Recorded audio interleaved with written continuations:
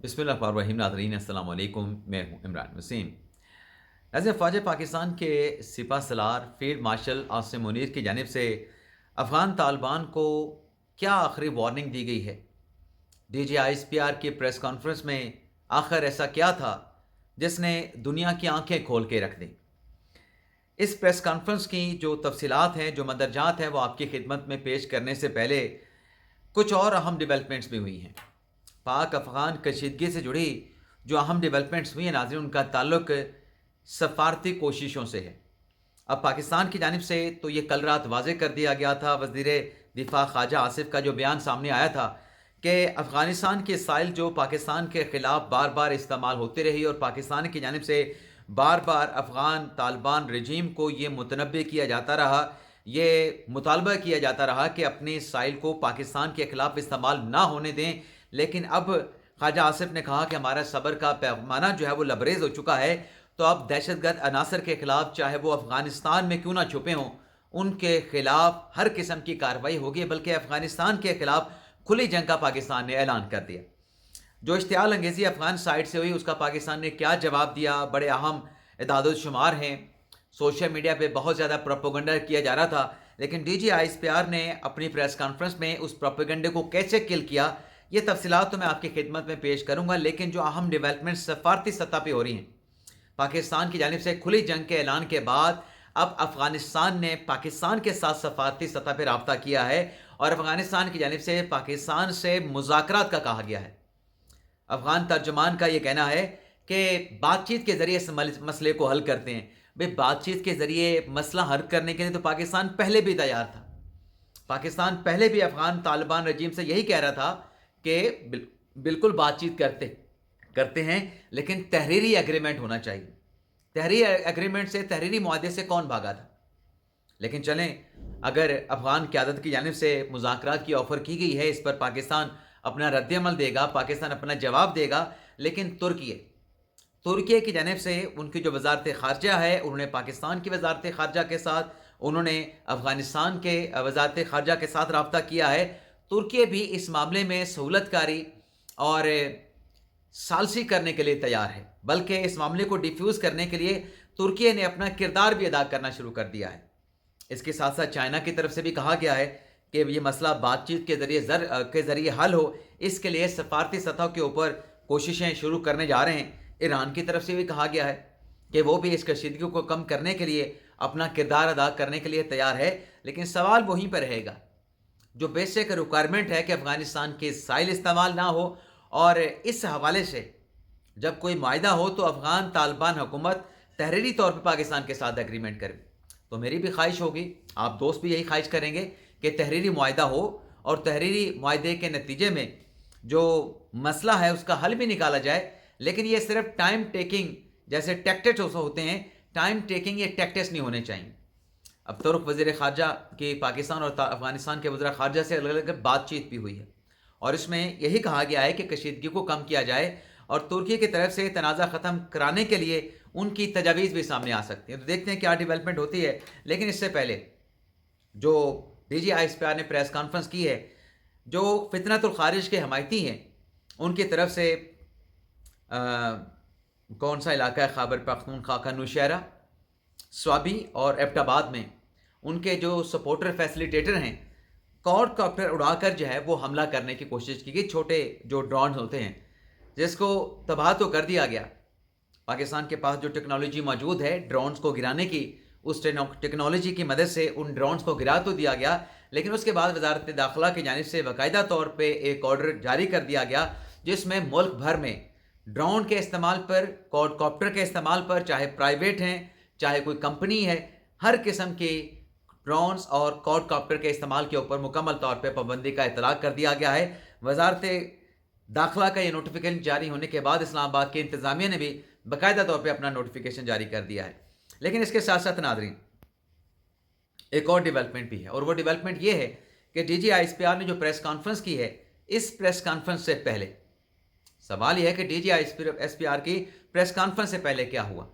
وزیر اعظم شہباز شریف صاحب وزیر قانون اعظم عزیز تارڑ صاحب کے ساتھ، رانا ثناء اللہ کے ساتھ، طارق فاطمی کے ساتھ، احسن اقبال کے ساتھ، अपनी काबीना के दीगर अरकान के साथ GHQ रावलपिंडी पहुंचे और वहां पर आर्मी चीफ ने, उनकी टीम ने, अफवाज पाकिस्तान ने वज़ीर आज़म शहबाज शरीफ को अफ़गानिस्तान की तरफ से जो कशीदगी जो जारियत की गई उसके जवाब में जो पाकिस्तान ने कार्रवाइयाँ की, कैलकुलेटेड इंटेलिजेंस बेस्ड जो ऑपरेशन किया गया, फैसला कौन जो ऑपरेशन शुरू हुआ, ग़ज़वे लिल हक, मुझसे अभी नाम ही नहीं लिया जा रहा, ग़ज़वे लिल हक, उसमें मुकम्मल तौर पे ब्रीफ किया गया।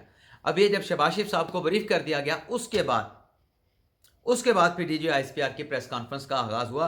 अब इस प्रेस कॉन्फ्रेंस में जो कुछ बताया गया वो भी मैं आपके सामने रखूँगा। इस प्रेस कॉन्फ्रेंस में जो माफ़ कीजिएगा नाज़रीन, जो अफ़गान सोशल मीडिया का और इंडियन मीडिया सोशल मीडिया का प्रोपेगेंडा है, कुछ आर्टिफिशियल इंटेलिजेंस के वीडियोस बना के, कुछ वैसे ही झूठा ज़बानी प्रोपेगेंडा है कि अफ़गान तालिबान का ये कहना है कि हमने पाकिस्तान की इतनी चेक पोस्टों को तबाह कर दिया, पाकिस्तान के फ़ौजियों को हमने मार दिया, पाकिस्तान के फ़ौजियों को ग़ुलाम बना लिया, पाकिस्तान की चेक पोस्टों पे हमने अपना झंडा लहरा दिया, और इसी किस्म का प्रोपेगेंडा इंडियन मीडिया और सोशल मीडिया भी कर रहा है। तो वो सारे जो सबूत हैं जो कुछ पाकिस्तान ने किया है वो इस प्रेस कॉन्फ्रेंस में आसिम मुनीर साहब, जो कि सिपह सलार हैं लेकिन उनके जो तर्जुमान हैं DGISPR सिपह सलार के तर्जुमान जनाब लेफ्टिनेंट जनरल अहमद शरीफ साहब, उन्होंने कौम और दुनिया के सामने रखे शवाहिद कि ये है जो पाकिस्तान ने कार्रवाइयाँ की हैं, ये है जो पाकिस्तान ने इस तरह अपना अफ़गानिस्तान के अंदर जो दहशत गर्दों के हाइड आउट थे, जो पनाहगाहें थी, उनको टारगेट किया, जो सहूलतकार थे उनको निशाना बनाया। तो इसमें एक तो ये बताया गया कि जो कल इश्तियाल अंगेज़ी का आगाज़ किया गया, हम उसके लिए पहले तैयार थे और मुकम्मल तौर पे पाकिस्तान की फ़ौज इसने इसकी तैयारी कर रखी थी। 15 सेक्टर के 53 लोकेशंस के ऊपर ये इश्तियाल अंगेज़ी शुरू की गई, जिसका पाकिस्तान की फ़ौज ने मुँह तोड़ जवाब दिया। कोई जगह ऐसी नहीं थी जहाँ पर अफ़गान तालिबान को कामयाबी हासिल हो। छोटे बड़े जो भी हथियार, वेपन अफ़गान तालिबान ने इस्तेमाल किए, पाकिस्तान ने चुन चुन के उन तमाम हथियारों को, छोटे बड़े वेपन्स को मुकम्मल तौर पे खामोश करा दिया। DGISPR ने बताया कि इस ऑपरेशन में 274 जो खारिज हैं तालिबान वो हलाक हुए, 400 से ज़ायद ज़ख्मी हुए, 73 जो पोस्टें हैं वो तबाह की गई अफ़गानिस्तान की, 18 पे पाकिस्तान ने कब्ज़ा कर दिया, 150 उनके टैंक्स और बख्तरबंद जो गाड़ियाँ थी वो पाकिस्तान ने मुकम्मल तौर पर तबाह कर दी।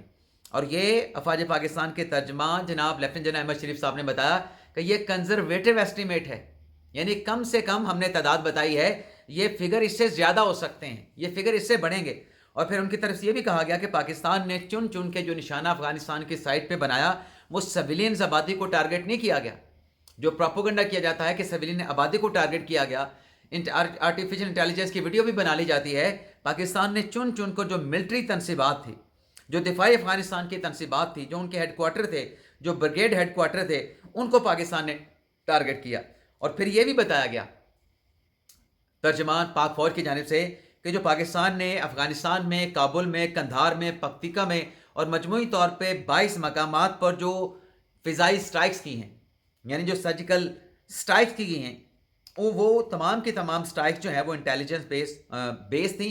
और इसमें तर्जमान पाक फौज ने कहा कि इन स्ट्राइक्स में जो क्वार्टर, अपना कोर क्वार्टर थे अफगान तालिबान के, बटालियन हेडक्वार्टर थे, सेक्टर हेडक्वार्टर थे, ब्रिगेड हेडक्वार्टर थे, या सहूलतकारों की और तालिबान फितनतुल खारिज के जो पनाहगाहें थी उन्हें मुकम्मल तौर पे टारगेट किया गया। और सिर्फ कहा नहीं गया, बाज़ाब्ता तौर पे इस प्रेस कॉन्फ्रेंस में जो सहाफ़ी वहाँ पर मौजूद थे, जहाँ जहाँ पे टारगेट सेट करके पाकिस्तान की अफवाज ने, चाहे वो पाकिस्तान की फ़ौज थी या पाकिस्तान की फ़िज़ाइयत थी, उन तमाम की वीडियोज़, जो थर्मल वीडियोज़ होती हैं, जो और इक्विपमेंट आलात के तहत वीडियोज़ बनाई जाती हैं, उनको जो है वो कैप्चर किया जाता है, रिकॉर्ड किया जाता है, वो तमाम शवाहिद जो है वो दुनिया के सामने भी रखे, पाकिस्तान के साफियों के सामने भी रखे, पाकिस्तान के मीडिया के सामने रखे और पाकिस्तान के अवाम के सामने भी रखे।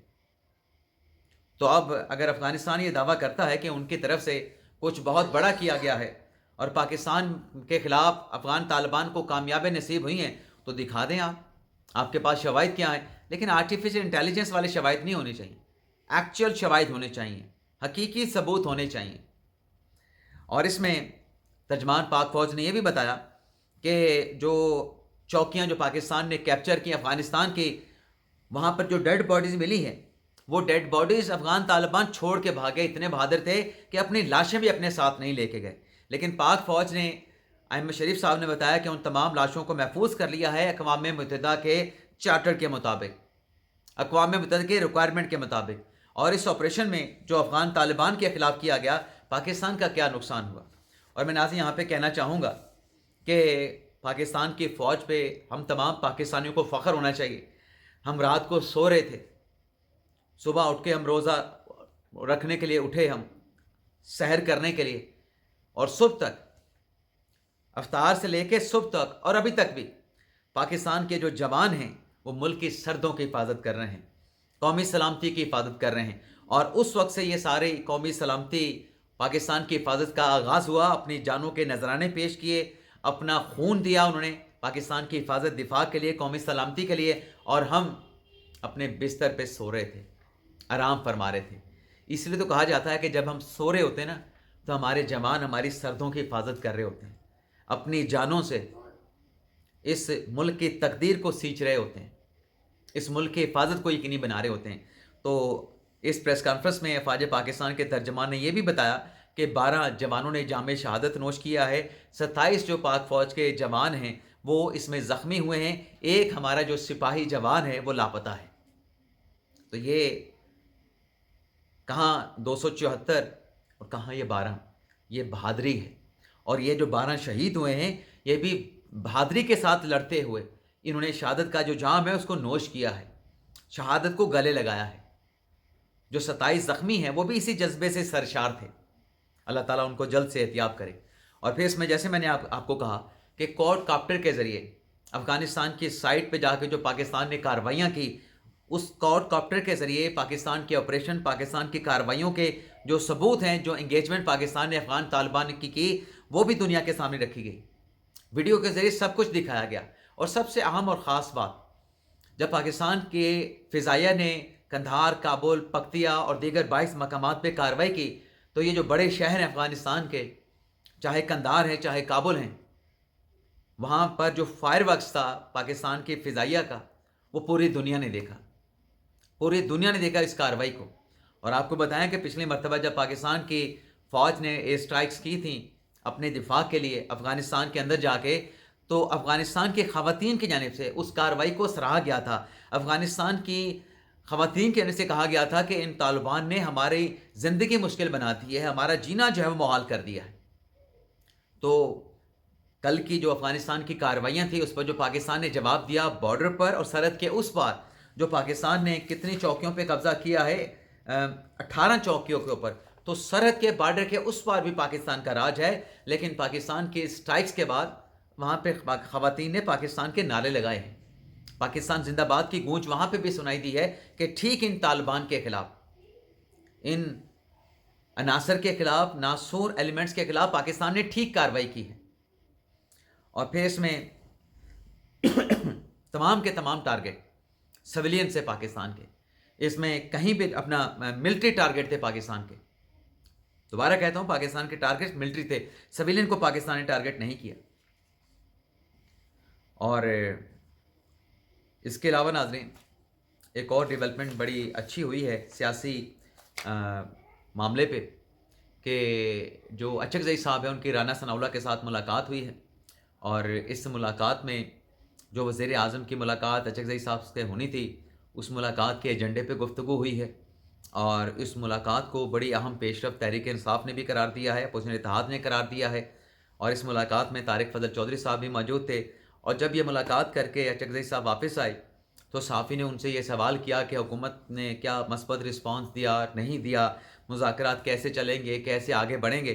तो अचकज़ई साहब ने राना सनाउल्लाह ज़िंदाबाद का नारा लगाया। राना सनाउल्लाह साहब चाहते हैं कि मुल्क में जो अदम इस्तेहकाम है वह बातचीत के ज़रिए उन मसाइल को हल किया जाए, लेकिन कभी भी अपोजिशन की तरफ से मुज़ाकरात की हुकूमती ऑफ़र पे संजीदगी नहीं दिखाई गई। अब शायद कुछ से इस मामले को आगे लेके शायद बढ़ा जाए। अच्छे की उम्मीद है, अल्लाह करे अच्छा ही हो। पाकिस्तान जिंदाबाद।